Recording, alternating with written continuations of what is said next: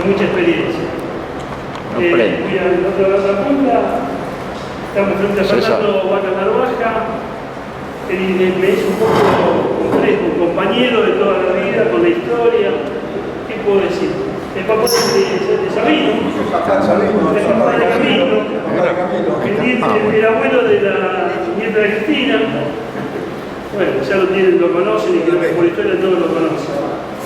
Y Carlos García Hernández ya nos acompañó cuando vino con Guzmán Moller a presentar la teoría moderna acá en el país. Hizo hablar con Guzmán no le dio bolilla, ni los atendió, lo cruzó en el ascensor, ni los saludó. Y hoy la teoría moderna la está implementando Lula o parte de ella. Esto es libre, es mío, no les puedo explicar, para que lo entendamos un poco mejor. Se aproxima mucho a la teoría moderna, no es algo que cayó del cielo, no es que Guardamón se despertó un día y dijo esto es lo que tenemos que hacer, sino que tiene una trayectoria muy larga en la historia de la economía. Y entre parte de ellas, se aplicó alguna vez que lo hizo Perón. Allá en el 46, Perón nacionalizó el Banco Central, de hecho fue en el interior, corregime si me equivoco, nacionalizó los depósitos, hizo el IAPI, congeló las tasas y crecimos. En 9 años, todo lo que después no se creció nunca más. Porque cuando Perón llegó no se fabricaban ni escarbadientes.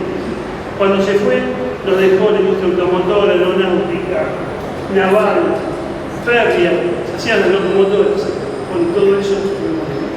Bueno, hasta aquí llegó mi entrada, me falta nada más que ellos empiecen, pero antes, esto es el grupo, nosotros somos un grupo de gente joven, todos pibes, bastante grandecitos, se ríen por los muchachos, que nos llamamos el grupo Septiembre. Bueno, ella le va a decir un poco por qué nos llamamos el grupo Septiembre.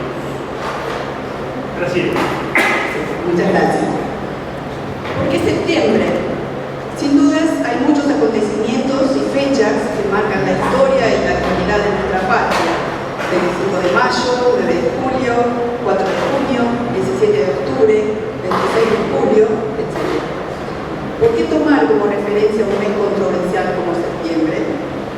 Porque en ese mes se dieron en la historia reciente grandes luchas, en las que se enfrentaron compañeras y compañeros comprometidos en la resistencia a las opresiones económicas, clasistas e imperiales que siguen intentando aniquilar el espíritu rebelde de un pueblo dispuesto a ser libre con justicia social. Nosotros, como parte de este pueblo, estamos dispuestos a tomar el bastón de mariscal, sin pretender ser más de lo que somos, pero conscientes de la necesidad de construir una comunidad organizada. En momentos de incertidumbre, nuestra bandera es clara, recoge los anhelos del pueblo, las enseñanzas y doctrina de nuestros conductores, Perón, Evita, Néstor y Cristina. Estamos dispuestos a promover la comunidad organizada desde una aporte humilde, entusiasta y convencidos de estar unidos con objetivos claros. Basta de mediocridad.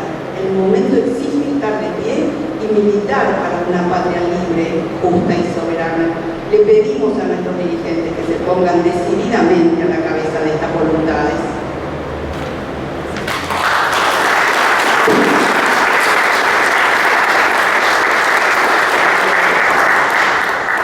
Una sola cosita más antes de dar lugar a comenzar esto, porque quiero agradecer al dueño de casa, Lorenzo Becaría, que nos ha prestado el facilitado del lugar.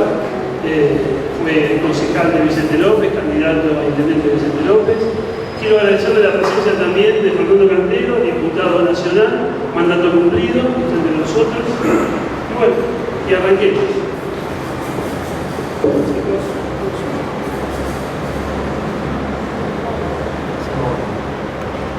Bueno, muchas gracias por estar. Muchas gracias a Carlos por el esfuerzo de participar del debate político y económico de nuestro país y traer una propuesta más que interesante. Ya el año anterior estuvieron por aquí, por la Argentina, y un año después, es decir, en el día de la fecha, hablando con Carlos, con César, pobreza. Nos encontramos una Argentina que, si medimos los índices inflacionarios, si medimos las tasas de interés, si medimos la situación económica, estamos peor, mucho peor, y algunos índices potencialmente están mucho más arriba de lo que vivíamos un año o 2 años atrás.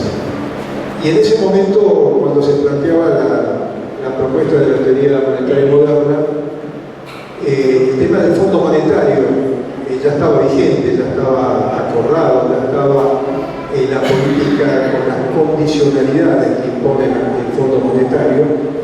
Y cuando asume Sergio Massa, el superministro de Economía, nosotros nos hacíamos la pregunta, que la repetimos siempre, y que no tiene respuesta: ¿por qué con las mismas políticas económicas de 40 años de democracia que estamos cumpliendo, vamos a obtener resultados económicos diferentes a lo que ha vivido en Argentina, que va desde el plan austral, el plan primavera, el blindaje, el blindaje, el reperfinamiento, es decir, modelos que con las condicionalidades del Fondo Monetario nos llevan a políticas de ajuste, a políticas de desindustrialización, a políticas de primarización de la economía, al modelo exportador, y que mantienen las condiciones de fuga de capitales. En la medida en que nosotros le damos continuidad a leyes centrales de la dictadura militar, como la ley de inversiones extranjeras y la ley de entidades financieras de Martínez de Oz, evidentemente el modelo no cambia. Lo que estamos haciendo es repitiendo o tropezando con la misma piedra. Ahora, ¿qué nos trae la teoría monetaria moderna? ¿Qué es lo novedoso? ¿Qué es lo importante para nosotros, para la militancia política? Yo decía a Carlos que nos estamos juntando la militancia política, el principio de acción, de práctica política en los problemas concretos de la realidad concreta de nuestro país, con los elementos de la ciencia, con la teoría, digamos. La teoría y la práctica van de la mano para los procesos de transformación. Y si tomamos el tema de inflación, hay una propuesta en este sistema monetario moderno, teoría monetaria moderna, importante con el tema de la inflación.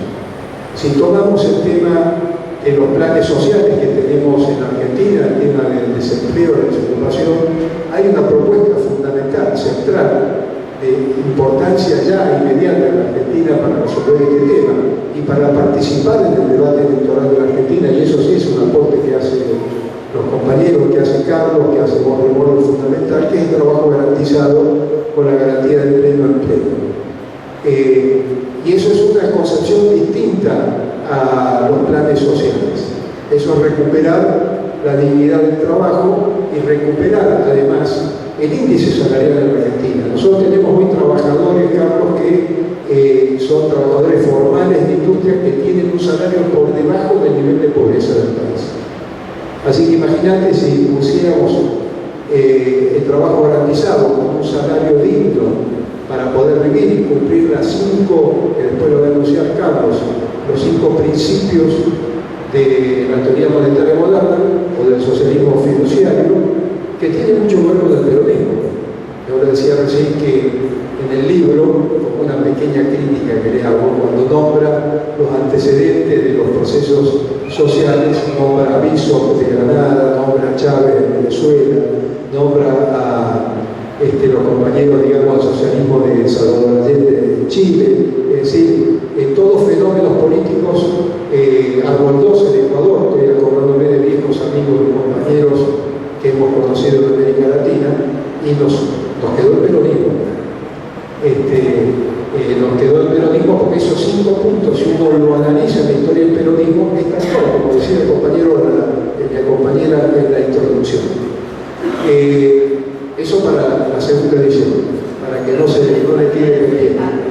Si tomamos el tema del Fondo Monetario, cuando nosotros generamos debate, había como 4 propuestas para responder a las políticas del Fondo Monetario sin aceptar las condicionalidades del Fondo Monetario. Una, y ellos trajeron, era muy sencilla, lo dijo Moller en su momento: pagarle, estoy hablando de pagarle, ¿no? Que es una infamia porque fue una estafa. Ya sabemos lo que significó esos 45.000 millones que nos endeudó Macri. Pagarle con el 3% de las exportaciones brutas. Tan sencillo, como eso, sin firmar ninguna condicionalidad como la que nos está imponiendo esto que ahora, en nuestros 4 años de gobierno, dijimos que el fondo cambiara, que el fondo es bueno, que ahora nos permite, que no hay ajuste. Todos sabemos que eso no existe y es una gran mentira. El otro tema que yo encontré en el libro muy importante son las críticas al neoliberalismo, claras, en todas las mentiras. Esa mentira de que el Estado es igual a la familia, con la cual en el verso tan sencillo que lo vemos por televisión, y que decimos confunde la macro con la microeconomía, y nos hace creer que la familia y la economía familiar es como la economía del Estado. Mentiras. O sea, estos principios neoliberales que llevan muchos años y que han tenido la capacidad de expresarse en discursos casi de sentido común para nuestro pueblo, nosotros tenemos que quitar la máscara a ese debate político y me parece central. El otro tema que toca y que tiene que ver mucho con la campaña electoral nuestra, que tenemos que salir a hablar con nuestro pueblo, a discutir con nuestro pueblo. Hablo de pueblo y no hablo de gente. Para mí el partido de la gente es el partido del PRO. Lo que nosotros tenemos pueblo, que tiene una identidad política, una concepción, una historia, una conciencia nacional y popular de muchos años y de mucha lucha, y de muchos mártires, y de muchos sacrificios en nuestro país.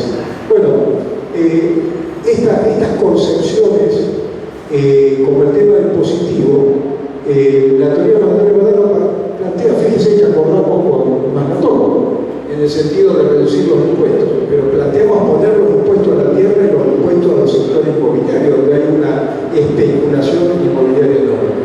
Entonces, y ir reduciendo los impuestos como IVA, los impuestos al consumo. Este es otro tema que tenemos que discutir.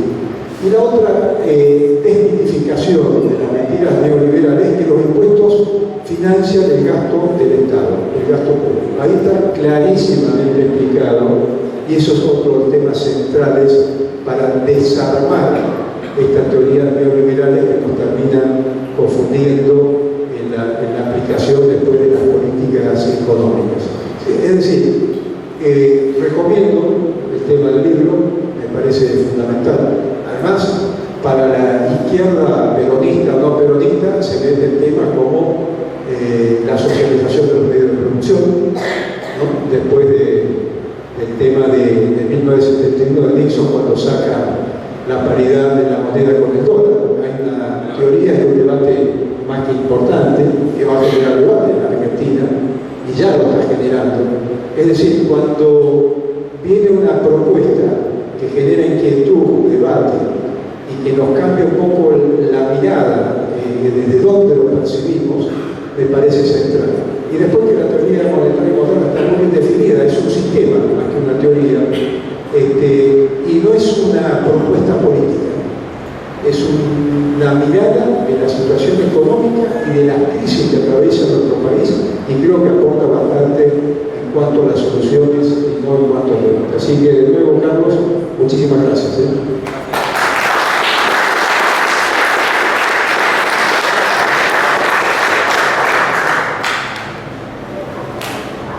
Bueno,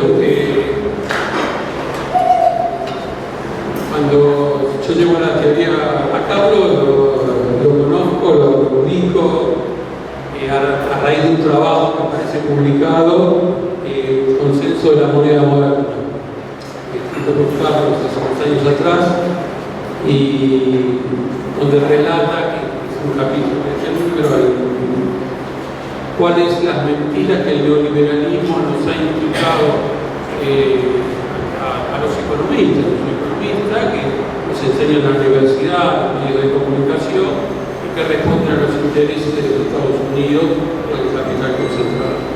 Y Carlos, una a una las va desmenuzando, y ahí dijo, me pongo en contacto con él y empezamos a intercambiar, y ahí llegó a la teoría monetaria moderna. Y yo digo que la teoría monetaria moderna la aplica a Perón, o sea, en ese entonces no se hablaba, la teoría monetaria moderna es una lente como cómo mirar los sistemas monetarios sin la vista o la visión de los sectores dominantes. Carlos en el libro explica muy bien 71, cuando se termina con el patrón oro. Entonces, todo lo que habíamos aprendido, todos los que habían inculcado, todos los comportamientos económicos se siguen de ahí en adelante como si el patrón oro existiese. Y ahí la gran mentira neoliberal. Nos siguen con los mismos conceptos para cercenar la soberanía monetaria de los países. Argentina tiene la ventaja con respecto a Europa que nosotros tenemos moneda, que la depreciamos, la bastardeamos, pero somos un país soberano monetariamente. Cosa que Carlos en su libro resalta que el euro el invento del euro fue los sectores capitalistas concentrados para condicionar a los países europeos para que no puedan practicar la soberanía monetaria cada uno. El dinero es un mecanismo para la creación de riqueza. Los países que utilizan su moneda son los países que se desarrollan industrialmente. A nosotros nos han cercenado y haciéndonos creer que debemos cumplir las reglas que nos dice el Fondo Monetario Internacional, y los únicos que nos hace es someternos. Yo hoy en el viaje veníamos, porque nosotros nos encontramos y discutimos mucho, ¿no? Y cuando el Fondo Monetario hoy nos dice en el último acuerdo que Argentina tiene que recuperar reservas, recuperar reservas, o sea, siempre alcanzar la meta de 5.000 millones de dólares de reserva, hay que emitir los pesos necesarios para comprar esos dólares. O sea, y esa emisión monetaria es más inflación. Porque no es que, digamos, vamos a utilizar ese dinero porque lo estamos recaudando impositivamente. No, lo vamos a crear. Cuando Massa hoy larga el plan y te dice voy a conseguir 12.000 millones de dólares, va a emitir 3 billones de pesos para comprar los dólares que los portadores le van a vender.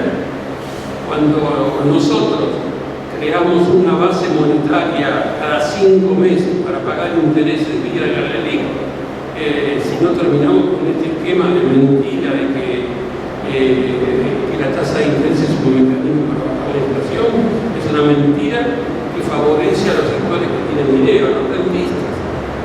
O sea, la tasa en el mundo es 0%. O sea, los bancos no le pagan nada a la ahorrista, porque los bancos crean dinero. Cuando necesitan dinero, los bancos dan préstamos, porque los préstamos crean depósitos. Cuando a alguien le dan un préstamo, lo que se lo depositan en la cuenta. En ese momento crearon dinero. Si ellos tienen la capacidad de crear dinero, ¿para qué le van a pagar a la ahorrista por el dinero que ponen en el banco? Y eso es lo que pasa en Europa. En Europa, los bancos te cobran por guardarte el dinero, la tasa es 0, porque no le pagan nada a la ahorrista. Y acá tenemos el caso de que el Estado argentino toma todo el dinero circulante, todo el dinero que estaba, el 50 o 60% del dinero lo toma el Estado y pagamos tasa del 120% más. O sea, y eso implica una emisión monetaria de una base monetaria cada 5 meses. Si no terminamos con esto, no vamos a terminar con la inflación de ninguna manera. Si no terminamos con el endeudamiento del Estado, de la familia, de las empresas, la Argentina no puede salir adelante. La teoría monetaria moderna que propone, como el resto del mundo, que el Estado no tome dinero, porque el Estado, cuando necesita gastar, emite el dinero que sea necesario para gastar. No necesita pedirle prestado a nadie. La mentira neoliberal de que el Estado es igual que una empresa, que una familia, si una empresa no puede pagar una deuda, o se convoca o va a quiebra y la familia le remata los bienes. El Estado siempre puede hacer frente a su deuda en su propia moneda porque emite el dinero que paga.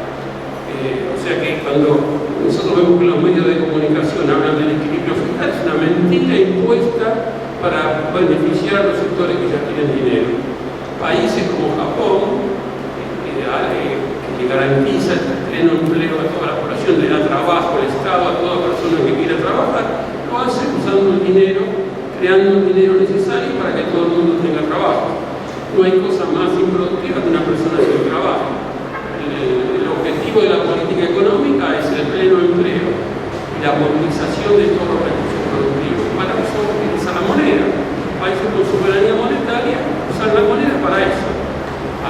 que la economía crece se necesita más dinero circulante.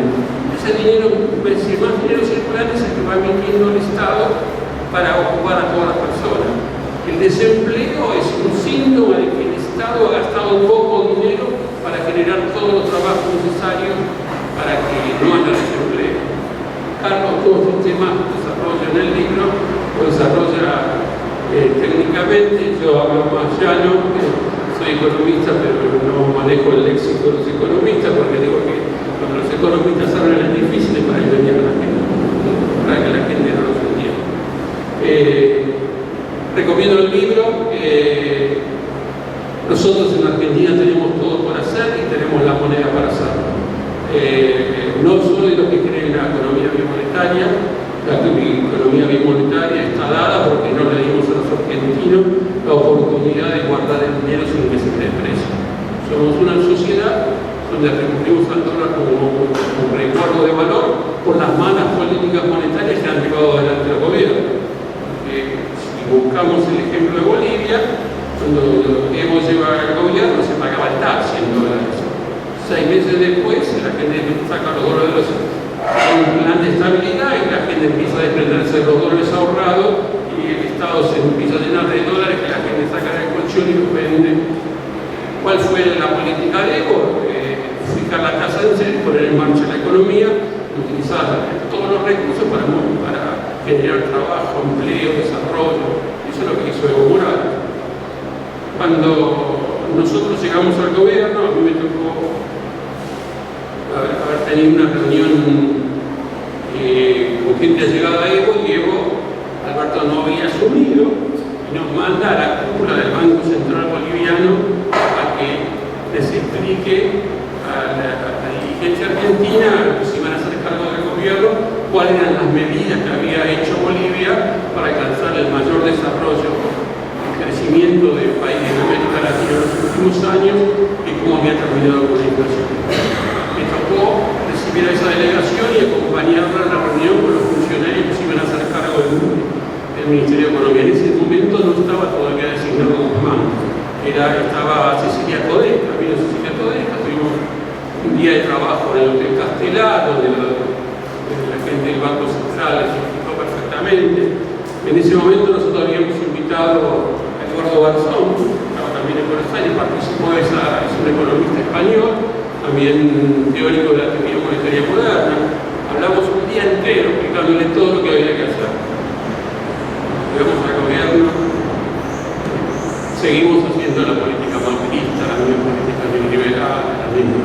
No pueden decir que no sabían, estuvimos reunidos un día entero de trabajo explicándose.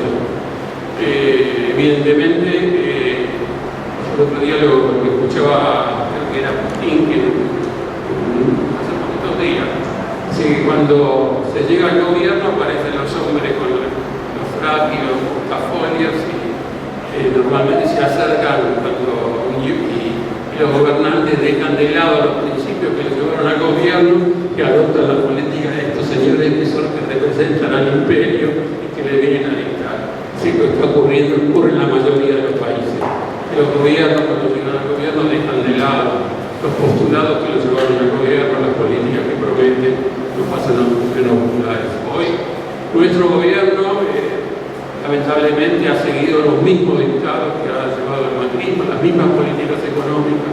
Sí, nosotros tenemos los mismos resultados. Nosotros venimos planteando que la inflación siempre acompaña a las tasas de interés. O sea, la tasa de interés que fija el Banco Central es la que, a la postre, es la inflación que vamos a tener en el año. Hemos hecho un trabajo, hemos mostrado durante los últimos 20 años que siempre ha ocurrido así. Cuanto más sube la tasa de interés, más sube la inflación. Cuando fue Macri, en una gran contracción monetaria, o sea, el equilibrio fiscal era cero, que subió las tasas de interés del 20 al 40%, pensando que la inflación iba a bajar, y la inflación subió del 20 al 40%. Hace 11 meses, cuando estuvimos con Carlos y Warren Buffett, la inflación era del 46%, la tasa era del 47%. Tuvimos reunión al Ministerio de Economía, les explicaba, miren, si ustedes siguen subiendo las tasas, la inflación va a seguir subiendo. Pero no,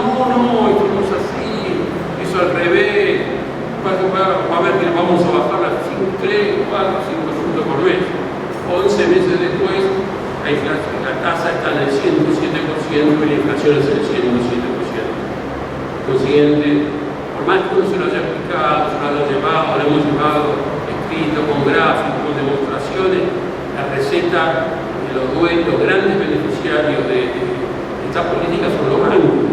El Estado, la tasa, la gran creación de dinero es para transferirse a los sectores que ya tienen dinero. Si no enfrentamos al capital financiero, si no enfrentamos a los sectores que toman las decisiones que no son las que nos corresponden a nosotros como gobierno peronista, esto no va a cambiar. Lamentablemente estamos en un periodo donde los argentinos debemos decidir cuál es el rumbo que vamos a tomar. Yo estoy seguro que el Frente de Todos ha equivocado el rumbo y todavía la dirigencia de nuestro espacio sigue abocada a políticas neoliberales. Esa es la realidad.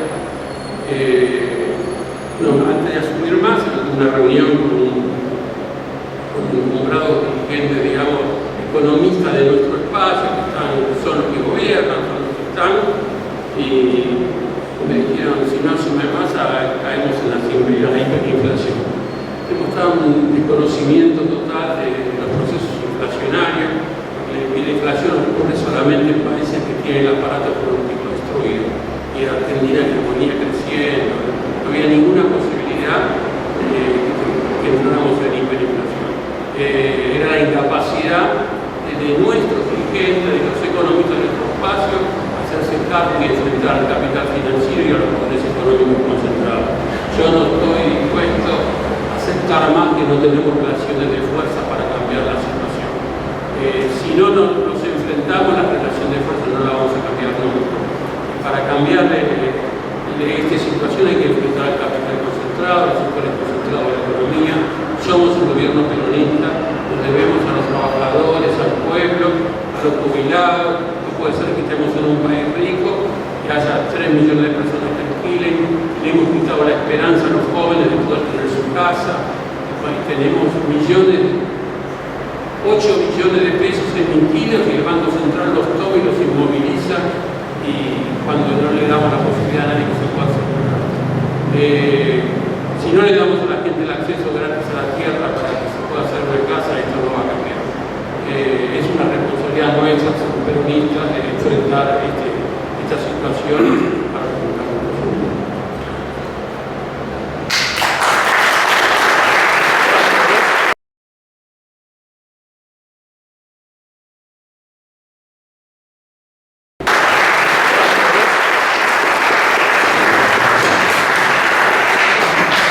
Muchísimas gracias, sobre todo a los organizadores de este evento y también al movimiento peronista.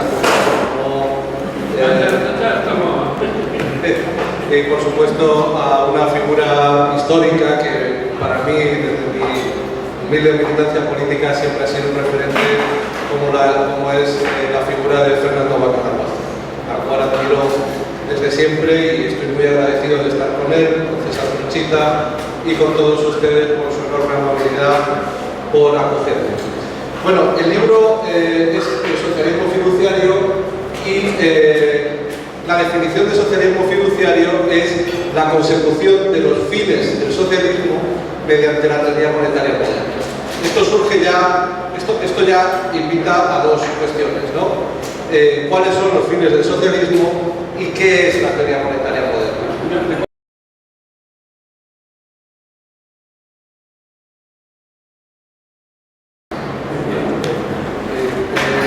Entonces, bueno, este es el índice, pero para explicarlo de una manera un poco más liviana, de una manera un poco más clara, podríamos hacer un poco de un ejercicio de gematría. Gematría es el método cabalístico para interpretar las escrituras hebreas computando el valor numérico de las palabras. Y entonces podríamos clasificar el socialismo en dos diferentes clases de socialismo. El socialismo histórico, que es Hegel, que sería el número 3, y Mill, que es la tesis, antítesis y síntesis del modelo clásico hegeliano. Este modelo yo lo rechazo. Yo lo rechazo. Y propongo un modelo de socialismo normativo, cuya base es Immanuel Kant, que es el número 4, Dalet, en hebreo, donde se establece un esquema en 4. Una referencia, que serían los fines del socialismo, un principio general, que sería la teoría monetaria moderna, una regla, que sería la ecuación de los beneficios de Kalecki, y luego un caso que en cada país, cada clase trabajadora debería realizar. Yo me centro en España porque es mi país y porque es el caso que mejor conozco. Sería la labor de la clase trabajadora argentina hacer un análisis propio de Argentina, como señalaba César.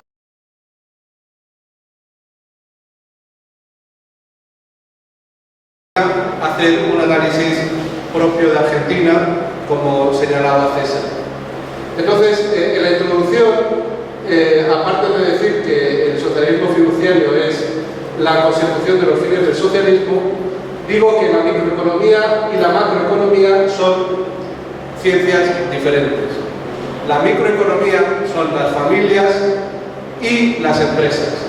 La macroeconomía es el Estado.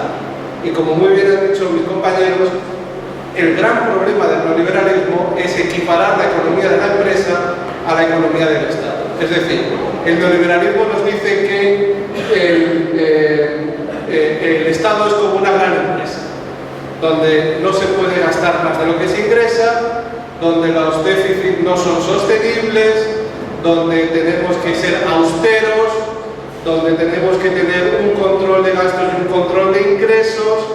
Claro, esto es una gran falacia. Esto es una gran falacia. Eso es un esquema microeconómico del Estado.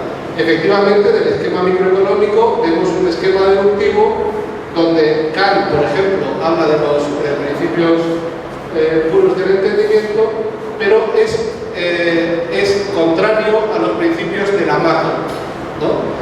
El gran problema del neoliberalismo, por hablar en términos un poco filosóficos, es extender el modelo kantiano a la economía.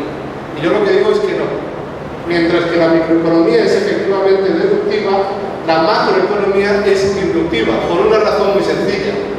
Porque el Estado crea el dinero que utiliza. ¿Cuándo fue la última vez que nosotros nos fuimos a un supermercado con el dinero que habíamos impreso en casa? Nunca. Eso es exactamente lo que hace el Estado. Eso es exactamente lo que hace el Estado. Por tanto, equiparar a Estado y empresa o Estado y familia es un sinsentido. En el caso de la macroeconomía tenemos un principio inductivo.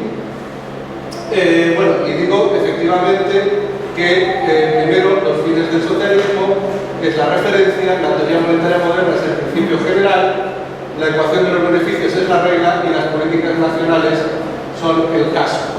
Efectivamente, este es el modelo kantiano, pero amoldado a un modelo inductivo para la macroeconomía.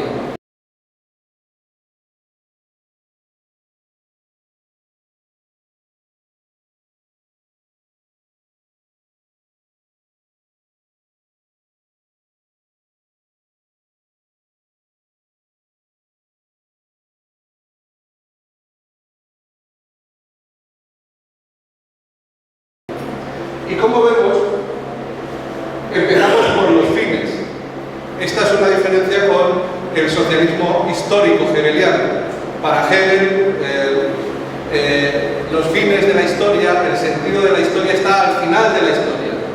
Tenemos, como decía Althusser, un gran pensador marxista, él decía, la historia es un gran río de mierda, perdonad la expresión, y al fondo se ve un precioso amanecer dorado con un sol maravilloso. Bueno, pues tenemos que recorrer ese río de inmundicia para llegar al paraíso socialista.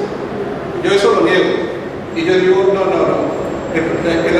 La esencia del socialismo no está en el final, está en el principio. Y digo que lo que hay que empezar, el punto de partida, son los fines del socialismo. ¿Y los fines del socialismo cuáles son? Pues los que definió, se lo he elegido yo, un economista norteamericano en 1942, en un libro que se llama El camino que seguimos.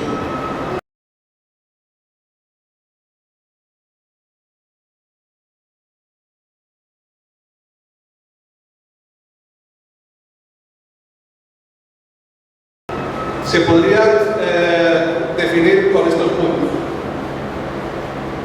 pleno empleo, utilización plena y prudente de los recursos naturales, comida, alojamiento, vestidos, servicios sanitarios y educación, seguridad social en forma de pensiones y subsidios y estándares laborales dignos. Estas son los fines del socialismo elegidos por el socialismo fiduciario. Y este es nuestro punto de partida, no de llegada, de partida. Esto es lo que tenemos que garantizar hoy. Luego veremos cómo, pero esto es lo que tenemos que garantizar hoy, para todo el mundo. Es el socialismo normativo. Efectivamente, la teoría monetaria moderna sería el método para conseguir estos 5 puntos. La cuestión principal es: ¿tiene Argentina los recursos reales para conseguir que todo el mundo tenga acceso a estos 5 puntos? Yo creo que sí. Si algún país en el mundo tiene recursos reales para garantizar que toda su población tenga acceso a estos 5 puntos, es Argentina. Los recursos financieros son ilimitados, porque el dinero no es una mercancía de la que te puedes quedar. El dinero son apuntes contables en el Banco Central. Es inmaterial. Sin embargo, lo que sí que te limita en tu capacidad de gasto son los recursos reales. Y los recursos reales existen en Argentina para garantizar esto. Si existen los recursos reales, también existen los recursos financieros, porque los recursos financieros son inmateriales y el dinero es, por definición, inagotable. Son apuntes en una hoja de cálculo del Banco Central.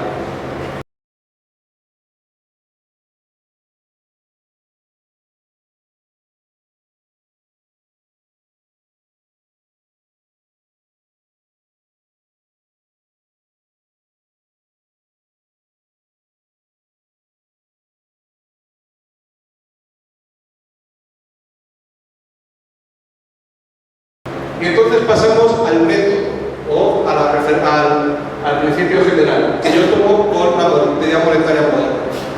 Lo voy a decir de una manera muy clara. A mí la teoría monetaria moderna no me interesa para nada, si no es como método para conseguir el socialismo. Es decir, mucha gente en Europa sobre todo dice: no, yo no me meto en política, yo soy economista. No hay nada más político que la economía. La economía es política. No puede haber una economía neutra. Cuando se hace política, se hace economía. Por tanto, la teoría monetaria moderna en sí es neutra, pero a mí esa neutralidad no me interesa para nada. Yo esa herramienta que es la teoría monetaria moderna la uso para conseguir el socialismo. Porque creo que es inevitable siempre dar una visión política a la economía. La macroeconomía neutral no existe. Y efectivamente tenemos el consenso de Washington y lo que yo llamo el consenso de la moneda moderna. La teoría monetaria moderna es un método para conseguir la estabilidad de precios y el pleno empleo. Siempre se nos vende que hay que elegir.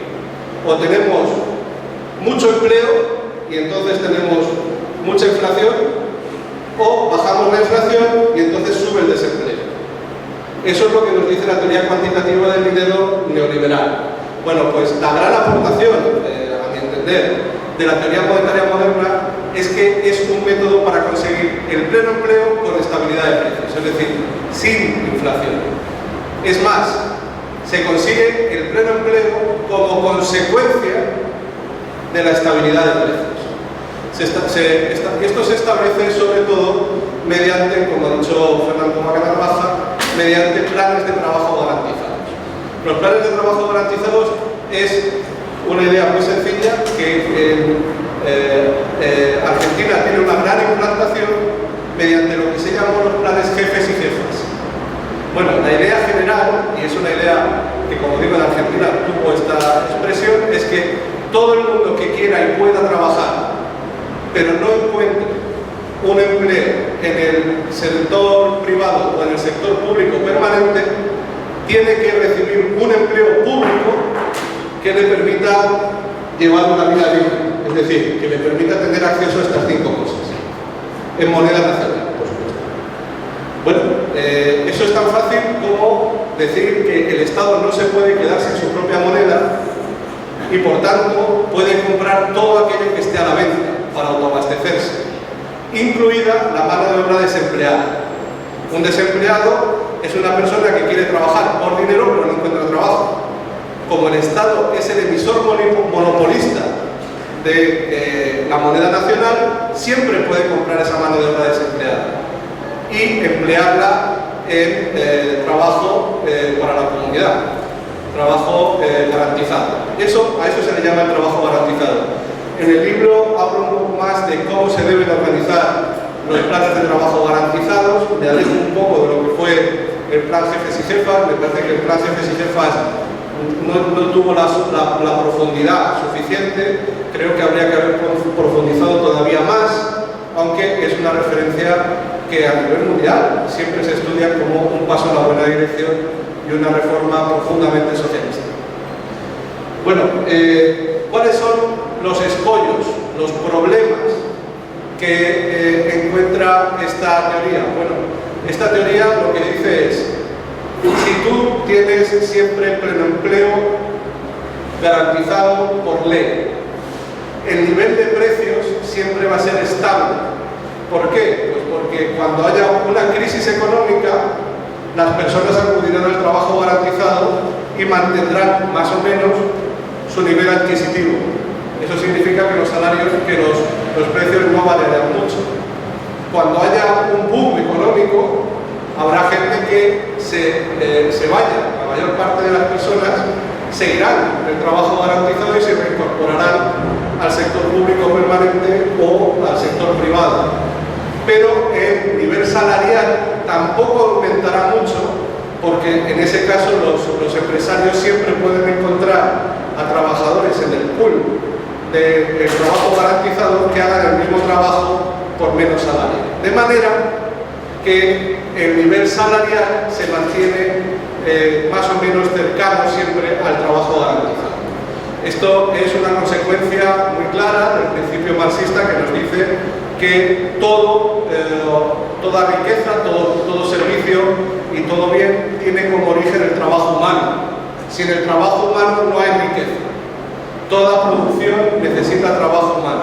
Bueno, pues si eso es así, no necesitamos controlar el precio de todos y cada uno de los productos, vale con controlar un solo precio, el trabajo humano. Y si yo digo que una hora de trabajo vale X pesos, eso es lo que vale el peso. Una hora, 2 horas, 3 horas, etc. Bueno, pues controlando el precio del trabajo o controlando la hora de trabajo mediante el salario del trabajo garantizado, se controla el nivel general de precios. Esta es la gran aportación de la teoría monetaria moderna en contraposición a lo que viene siendo el keynesianismo clásico. El keynesianismo clásico demostró ser inflacionista. Cuando Keynes dijo o escribió su obra, no había problemas inflacionarios, había problemas de paro, pero en la década de los 70 se produjeron presiones inflacionarias, el modelo keynesiano no supo responder y a partir de entonces el modelo neoliberal barrió a todo lo que vino siendo el keynesianismo y el keynesianismo de izquierda. Bueno, pues la teoría monetaria moderna, mediante los planes de trabajo garantizado, resuelve ese problema. Esa es la gran aportación de la teoría monetaria moderna. ¿Problemas con este esquema tan sencillo? Bueno, pues como vemos aquí, tenemos que en el consenso de Washington vemos que nos dicen que el déficit fiscal es contraproducente. Lo que nosotros decimos es que el déficit fiscal correcto es el que garantiza el pleno empleo y la estabilidad de precios permanentemente. Yo vengo de Europa, vengo de España, que es una colonia de Alemania, donde nos dicen que no podemos tener más del 3% de déficit. ¿Por qué? ¿Por qué no el 3, o el 4, o el 5, o el menos 2? ¿Por qué el 3? ¿Por qué? Bueno, pues porque precisamente de lo que se trata es de no tener el pleno empleo garantizado por ley, porque eso significa tener déficits que siempre sean compatibles con el pleno empleo y la estabilidad de precios. Otro escollo, los tipos de interés siempre tienen que ser positivos porque los tipos de interés positivos hacen bajar la inflación. El caso de Argentina es el caso paradigmático que nos demuestra lo contrario. Los tipos de interés positivos hacen aumentar la inflación. Los tipos de interés siempre deben ser del 0%, 0% permanente. El mejor caso para estudiar esto es el caso de Japón, donde ha habido tipos de interés que han llegado a ser negativos, como la Unión Europea, y han tenido no solamente pleno empleo, sino han tenido deflación durante muchos años. ¿Cómo es posible que con tipos de interés negativos o del 0% se haya podido tener pleno empleo y deflación? Simplemente ver Japón, estudiar el caso de Japón, demuestra todas las falacias neoliberales. Y otro punto es que los tipos de cambio siempre tienen que ser fijos o lo que ellos llaman gestionados, que es otra manera de hablar de tipos de interés fijos, para maximizar las exportaciones. Nosotros lo que planteamos es que los tipos de cambio siempre deben ser flotantes. Los tipos de cambio flotantes es lo que permite poner en práctica el trabajo garantizado. ¿Por qué? Porque los tipos de cambio fijos siempre, a la larga, conllevan medidas de austeridad antisocialista. Medidas de austeridad que suponen defender el tipo de cambio fijo que tú hayas planteado con las reservas, las dichosas reservas que tú tengas en el Banco Central. De manera que el Banco Central tiene que recomprar su propia moneda para que el tipo de cambio se mantenga en el tipo de cambio estipulado de antemano. Eso significa, y en Argentina ha pasado esto muchísimas veces, y en todos los países donde han metido las manos el Fondo Monetario Internacional pasa recurrentemente, hay crisis de deuda explosiva. Crisis de deuda explosiva que, por ejemplo, es un problema que se acerca a Argentina y que el presidente argentino planteó en su última visita a Washington a Biden, cómo devolver la deuda con el Fondo Monetario Internacional. Bueno, pues todo este tipo de problemas, todo este tipo de falta de reservas, todo este tipo de crisis de deuda se resuelven teniendo tipos de cambio flotantes. De manera que tú dejas que la moneda fluctúe según la oferta y la demanda en los mercados de divisas, y no hace falta recurrir a ningún tipo de reservas, siempre se puede funcionar en moneda nacional. Claro, si tú tienes tipos de interés positivos donde tienes que inundar los mercados de divisas con moneda nacional y a cambio de dólares, eso hace que la inflación se dispare. Y al final, este tipo de medidas, como las del trabajo garantizado, son inflacionarias y son imposibles de controlar. Por lo tanto, es necesario que al plan de trabajo garantizado, que es la espina dorsal de la propuesta de la teoría monetaria moderna, se incorporen los tipos de interés del 0% permanente y los tipos de cambio flotantes.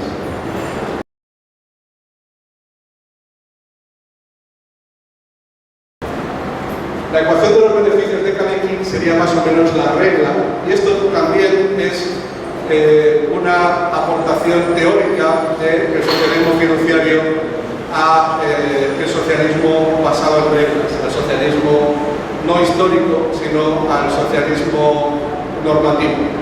¿Qué es lo que no dice el socialismo histórico? Marx nos dice, siguiendo a Hegel, todo sistema económico que permita la iniciativa privada está destinado al colapso. Bueno, pues vemos que no es verdad. Vemos que en un sistema económico con dinero fiduciario, como que existe desde 1971, no es verdad que la existencia de iniciativa privada conlleve necesariamente la implosión del sistema productivo. Por lo tanto, se puede tener un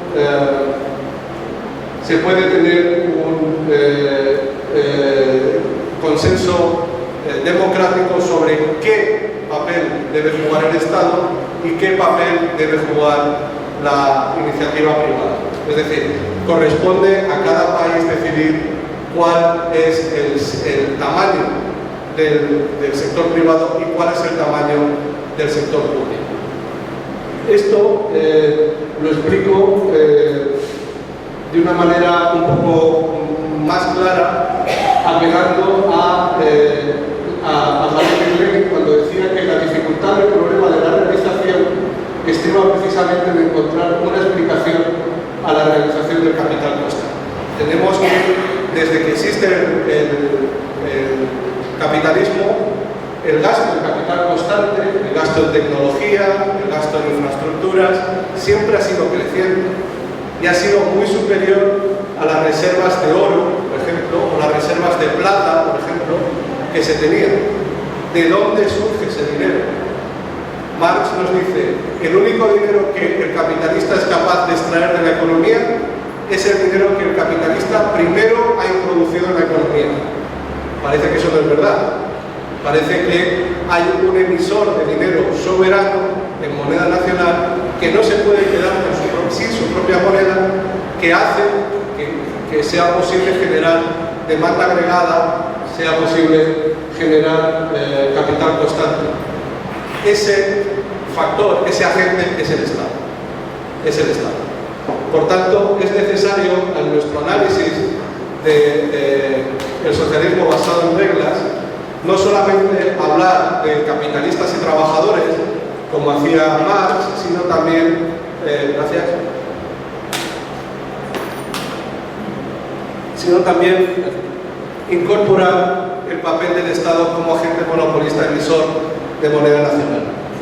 Y entonces sí se explica de dónde vienen esas grandes inversiones que en el capitalismo superan con creces tanto las reservas de oro en su momento como la recaudación de impuestos, etc. Es el gasto público. Es el gasto público. Que en la ecuación de Kalecki viene explicitado aquí. Los beneficios netos son la inversión en capital fijo, el consumo de los capitalistas, el déficit público, menos el ahorro de los trabajadores, más el saldo de la balanza comercial. Así se resuelve el problema de la realización del capital que Marx no es capaz de resolver en el volumen 2 del capital.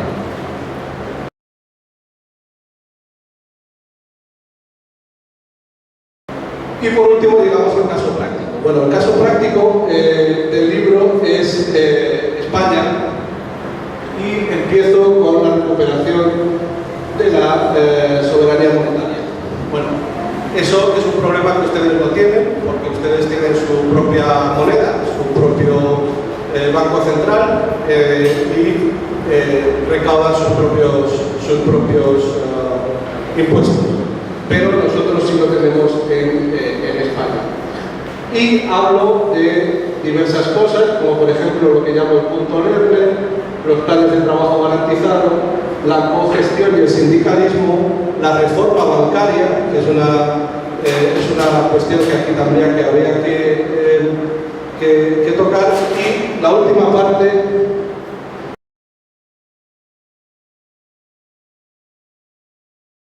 bueno, y digo por ejemplo que no será posible la implementación del socialismo ni fiduciario ni de otro tipo sin la implicación sindical.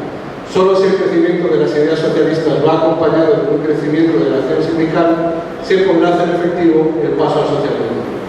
Por lo tanto, es necesario crear leyes nuevas que incorporen el control sindical al conjunto de los diferentes países. Hablo de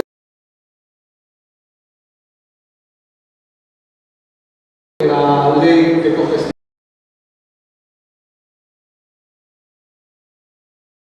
alemana.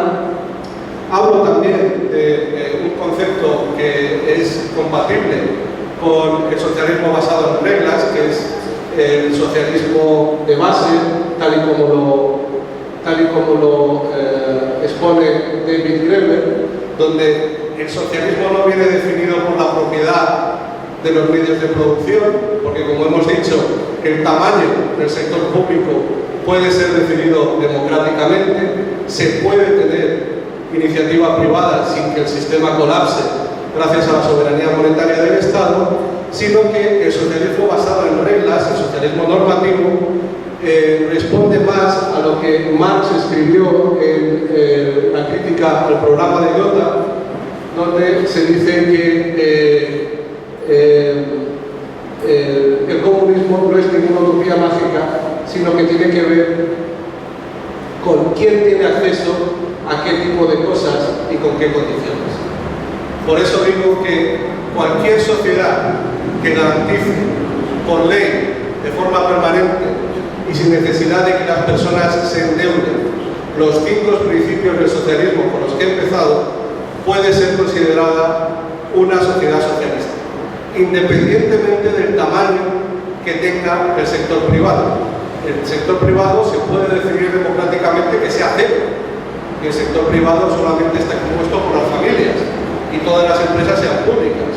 O se puede tener un sector privado más grande o más pequeño. Eso se puede decir. Pero no es la cuestión fundamental. La cuestión fundamental es quién tiene acceso a qué tipo de cosas.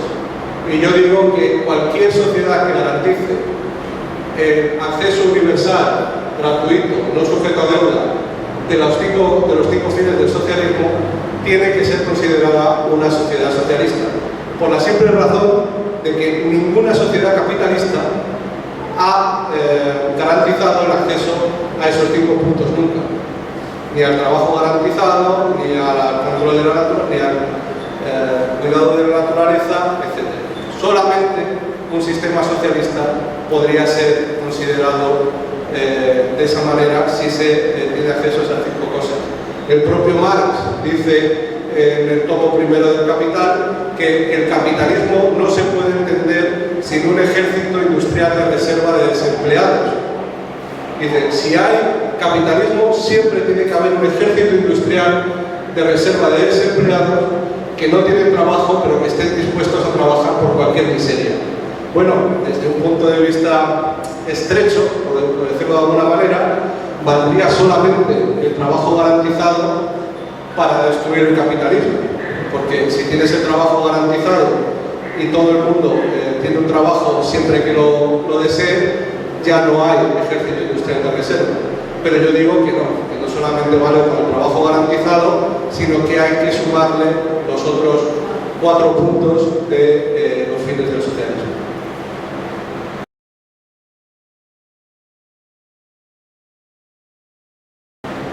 La última parte está dedicada a los artículos de prensa que he venido publicando, y el primero de todos se llama Viaje a las entrañas de Argentina, que lo publiqué con motivo de la visita de Warren Mosley el año pasado.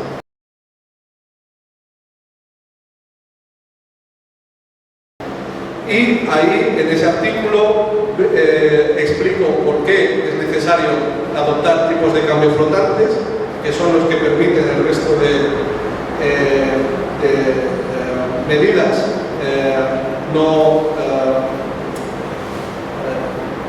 el resto de medidas que hemos venido explicando. ¿Por qué no existe una restricción externa? Porque en el momento en el que tienes los tipos de cambio flotantes te olvidas del nivel de reservas. ¿Por qué los tipos de cambio fijos siempre crean crisis de deuda recurrentes?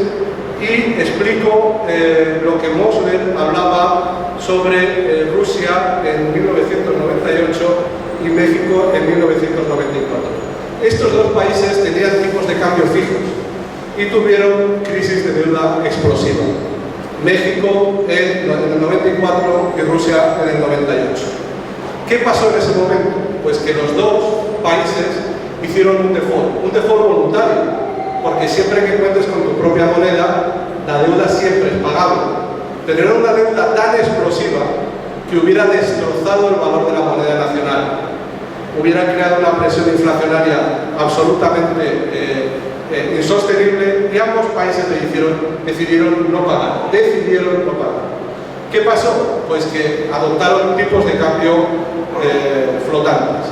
Y lo que Moss les dice es que, y yo estoy de acuerdo con él, estos dos países son economías similares a la y por tanto Argentina seguiría un curso más o menos parecido al de estos dos países. ¿Qué pasó? Pues que efectivamente hubo una presión inflacionaria, una pérdida de valor de la moneda aproximadamente del 60%. Aquí ya tenemos más del 100% de inflación anual, más o menos un 60% en ambos casos. Luego siguió un periodo de estabilidad de la moneda y luego vimos como el tipo de cambio se recuperó. Y nunca más volvieron a tener crisis de deuda, porque desde entonces tienen tipos de cambio flotantes. Una cosa parecida pasaría en Argentina. Seguramente el tipo de cambio pasaría a ser, el tipo de cambio oficial fluctuante pasaría a ser el del dólar blue, seguramente, más o menos. Después habría un periodo de estabilidad en el valor del peso y luego habría un repunte del valor del peso. Y ya está. Si a eso se le acompaña con políticas del 0% de interés, de tipos de interés y planes de trabajo garantizado, el problema de la inflación en Argentina desaparecería. No me quiero meter en camisa de 11 varas. Yo soy español, yo amo Argentina y no lo digo con ninguna voluntad de ofender. Creo que el problema es que en Argentina hay una economía hecha a la medida de los rentistas. Hay una oligarquía que vive sin trabajar. Hay una oligarquía que vive de intereses ficticios, de tipos de interés fijo, de tipos de interés muy altos, que va básicamente destinado a no trabajar. Todos esos tipos de interés deberían reducirse a cero y todo el mundo debería trabajar para poder vivir en Argentina. Habría que indexar los salarios, pero dejar de pagar intereses a los rentistas. En palabras de Keynes, habría que ahogar al rentista. Aquí todo el mundo que reciba pesos es una persona que trabaja o que cobra una pensión. Pero se acabó alimentar con dinero gratis a rentistas que viven sin trabajar mediante un montón de artificios financieros que les permiten indexar bonos públicos, bonos de deuda y que directamente viven sin trabajar. Es ahí donde se produce la fuga de pesos a los mercados de divisas internacionales. Es ahí donde se inundan los mercados de pesos argentinos y es ahí donde el peso pierde valor y por tanto se crea la inflación. Cierren esos canales de fuga de pesos, hagan que los rentistas dejen de recibir rentas que no sean del trabajo, acabemos con las rentas del capital especulador financiero y rentista, ocupémonos solamente de los salarios y con los tipos de cambio flotantes y el trabajo garantizado se acabaría con la inflación en Argentina y se acabaría con los problemas de la gran miseria que lastimeramente sufre el país. Una última cosa, para acabar con el Fondo Monetario Internacional habría que renegociar el acuerdo y lo que planteaba Mosfer es devolver el préstamo mediante un impuesto de del 3% a las exportaciones brutas. Esto le asegura al fondo que siempre se le va a pagar, porque la única fuente de entrada de dólares en Argentina son las exportaciones, de manera que él mete mano en la única fuente de entrada de dólares, él sabe que le van a pagar, y además permite que Argentina no tenga que tener ningún tipo de condicionalidad sobre su economía. Se acabó que Washington dicte lo que tiene que hacer el gobierno democrático de Argentina. Entonces, esa sería la manera de acabar con el préstamo del Fondo Monetario Internacional. Renegociarlo y tener un... yo conozco gente que está muy preocupada con los rentistas. ¿Qué vamos a hacer con los rentistas? ¿Qué vamos a hacer si no hay tipos de interés positivos? ¿Qué vamos a hacer si no hay LELIQs? A los rentistas no les vamos a dar nada. Ya han usurpado desde tiempos de la colonia suficiente y ya han puesto en pie un sistema injusto que no debería haber existido jamás. Todo ese sistema tiene que desaparecer, no tiene que haber ningún tipo de interés positivo, los tipos de interés tienen que ser cero y habría que pagar al Fondo Monetario Internacional mediante un 3% de las exportaciones brutas. Y a esos pobres exportadores latifundistas que pagarían el impuesto, si nos preocupamos mucho por ellos, podemos devolverles ese 3% bajándoles los impuestos que pagan por el resto de actividades, los impuestos que pagan en pesos argentinos. Yo personalmente no lo haría, creo que deberían ser ellos los que pagaran el impuesto, pero si se quiere, ese 3% a los exportadores se les puede devolver bajándoles un 3% del resto de impuestos que pagan. Y con esto se acabaría el problema del Fondo Monetario Internacional en Argentina. Una cosa muy pequeña. Creo que el Fondo Monetario Internacional es muy mal consejero. Creo que Biden es muy mal consejero. Creo que sería mucho mejor profundizar en una de las fórmulas que el gobierno de Fernández exploró en el pasado, que son las líneas de swap con el gobierno chino, que te permiten importar en moneda nacional y que no están sujetas a condicionalidades. Creo que el gobierno chino ha demostrado ser un partner mucho más fiable que el Fondo Monetario Internacional y que sería una manera de evitar que este tipo de acuerdos injustos con el Fondo Monetario Internacional se volvieran a repetir. Esta es la propuesta del socialismo fiduciario. Si ustedes tienen algún libro, tengo varios y de nuevo muchísimas gracias por su atención y su amabilidad.